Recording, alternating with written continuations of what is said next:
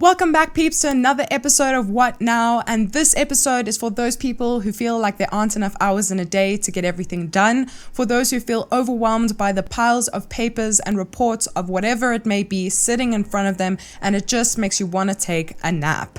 Today is time effectiveness, cutting your day in half and getting more work done, which leaves space for that oh-so needed me time. Being time effective doesn't mean you're busy the whole day running up and down from task to task.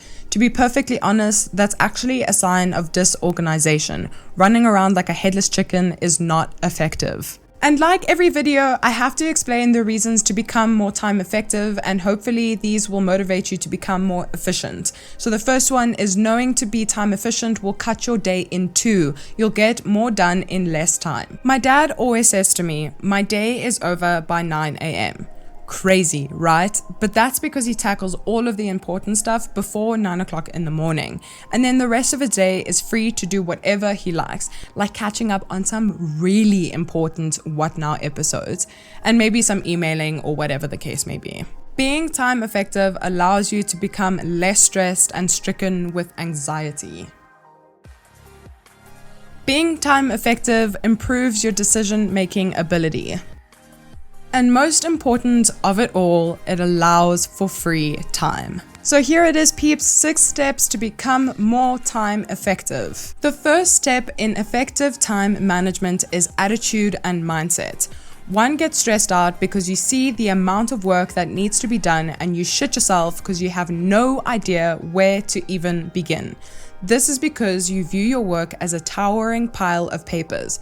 There's a psychological trick called flip it.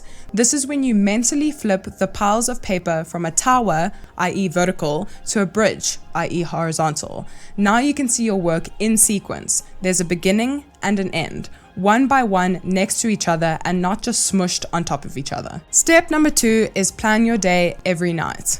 90% of time management is planning. Like I said before, you get stressed out because you don't know where to start your day. Write it down or type it down. 5 important things that you have to do each day that have to absolutely get done or your work will not move forward. I said plan your day every night because I have found that planning your day the night before to be especially helpful.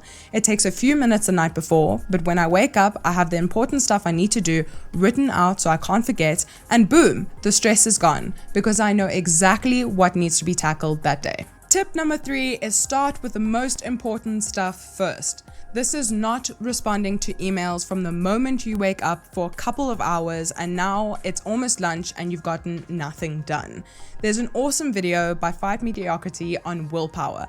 I'll put a link down below, but the gist of it is that every day you have a battery of willpower and all the tasks that you do in a day affect that willpower's battery. So if you spend the most of your energy on responding to emails and now it's the middle of the day, you have no willpower left to do what you actually needed to do. So start with the important stuff first. Step number 4 is block out the distractions. Okay, so parents, teachers, and whatever guardians you have been telling you this since you've had a phone. And you think it's stupid because you're like, but my phone is one of my limbs, I need it. But it's so vital to block it out that I had to mention it. Phones, things that make unnecessary noise, and whatever else are the biggest time wasters there are. You don't even realize how many times you've checked your phone even though no one has messaged you, sorry, #foreveralone, but every minute you spend checking that screen could have been an extra minute towards your free time. Step number 5 is learn to say no. Don't take on more than you can handle. Don't give yourself more work in a day than you can actually tackle, and also, and this part sucks, learn to say no to your mates or your girlfriend or your boyfriend. I know you want to see them every day and talk shit, but right now you're building your empire, and your real friends will understand that your future is your number 1 priority, as it should be for them. Your real friends will encourage you and understand that your focus should be on number 1, and that's you. And last but not least, step number 6 is to bunch similar tasks together. We all have those tasks that interlink with each other and seem so similar that you almost question if it's the same thing.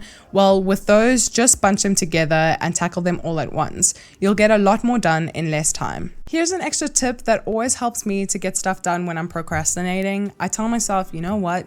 This needs to be done. It has to be done. There is no choice, so just do it.